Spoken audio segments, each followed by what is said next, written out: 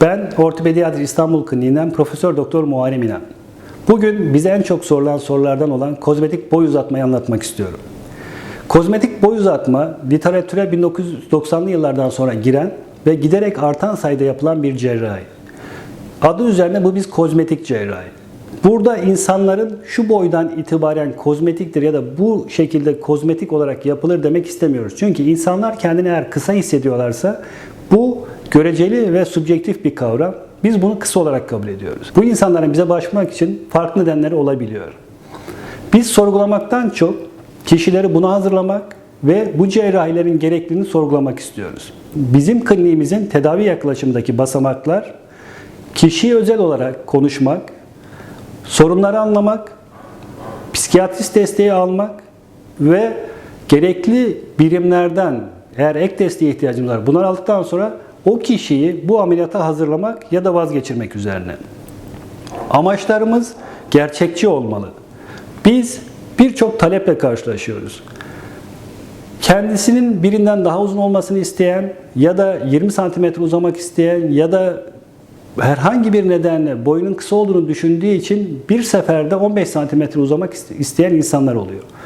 Buradaki ben size bilimsel gerçekleri açıklayarak sizin hesaplamalarınız ya da düşündüğünüz ameliyatın ne olduğunu bilmenizi sağlamaya çalışıyorum.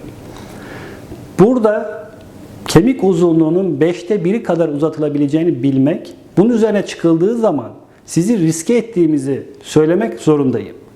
Sizin eğer uyluk kemiğiniz 50 santimetre ise 10 santimetrelik bir uzatma yapılabilir. Bu tek şart değil ama buraya kadar gelebilirsiniz. Bizde Türkiye ortalamasında bu kemik uzunluğu 40 santimetre ve altında. Boyu kısa olan insanlarda bu daha da azalmakta. Dolayısıyla 6 santimetre ve 8 santimetreyi bir seferde zorlamak en optimum rakam. Bunun üzerine çıktığınızda değişik eklem sorunları ve kas, damar sinir sorunları ortaya çıkabilmekte. O zaman ne diyoruz? Gerçekçi bir boy uzatma miktarı hedeflemeliyiz. Kaval kemiklerinden yapılacak uzatma miktarı benim şahsi tecrübelerimde 6 santimetreyi geçmemeli. Çok nadir bunun istisnaları olabilir ama 6 santimetreye geçmemek durumundayız. Uyluk kemiğinden yapılacak uzatmalarda 8 santimetre kadar olmalı. Eğer bir kişi yaklaşık 10 santimetre ve üzerinde bir uzatma istiyorsa bu ameliyatı 2 aşamalı yapmak o kişinin sağlığı için çok güvenli. Peki önce bir tarafı sonra diğer tarafı mı yapalım yoksa 2 kaval kemiğini aynı anda, 2 uyluk kemiğini aynı anda mı yapalım? Benim kişisel tercihim her zaman 2 tarafı aynı anda yapmak üzerine. Çünkü bir tarafı tercih edip uzatma yaptık ve diğer tarafı uzatırken de bir sorun çıktı. O zaman bacak uzunluk eşitsizliği oluşabileceği için sağlıklı bir insanın aksamasına neden olur. Burada 2 taraflı yapılan uzatmalarda eğer bir sorun çıkarsa uzatmayı durdurarak bacak uzunluk eşitliğini sağlamak mümkün. Benim şahsi önerim 2 taraflı uygulamaları tercih edilmesi. Peki hangi tedaviyi tercih edelim? 3 tedavi seçeneğimiz var. Dışarıdan uygulanan sistemler, dışarı ve içeriden birlikte uygulanan sistemler ki kombine sistemler diyoruz. 3. seçeneğimiz de sadece içeriden uygulanan ve son yıllarda karşımıza çıkan motorize çivi yöntemleri.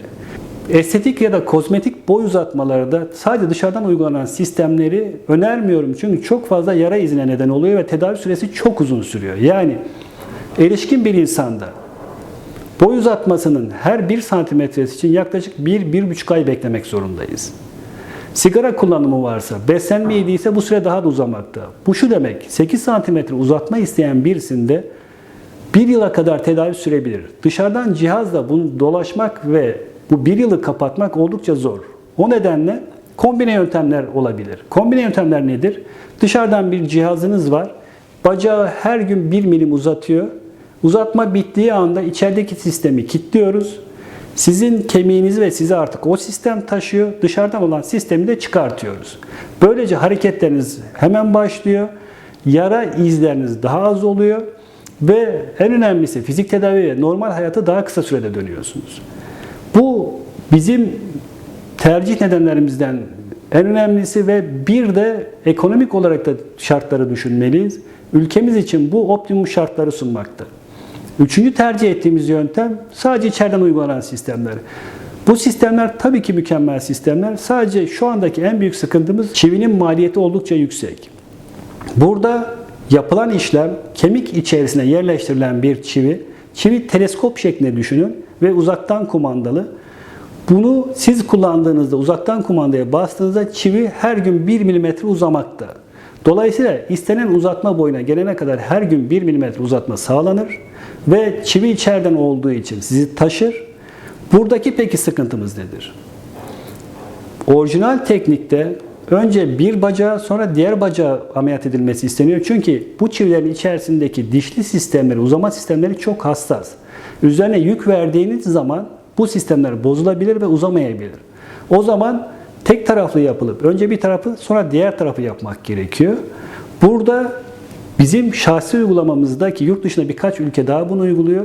Bu sistemi de iki taraflı uyguluyoruz. Ama burada uzatma süresince hastanın hem bir yerden diğer yere gitmek için tekerlek sandalye kullanması, spor hareketlerinin fizik tedavi çok yoğun uygulaması gerekiyor. İki taraflı uygulamalarda 2 aya yakın 8 santimetrelik bir uzatma istiyorsak 2,5-3 aya yakın yatarak kalması, tam yük vermemesi gerekiyor. O zaman da kan dolaşımı ve pıhtı oluşumu riski oluştuğu için hastanın devamlı hareketli olması, rehabilitasyonunu tam olarak yapması ve bununla ilgili destek alması gerekmekte.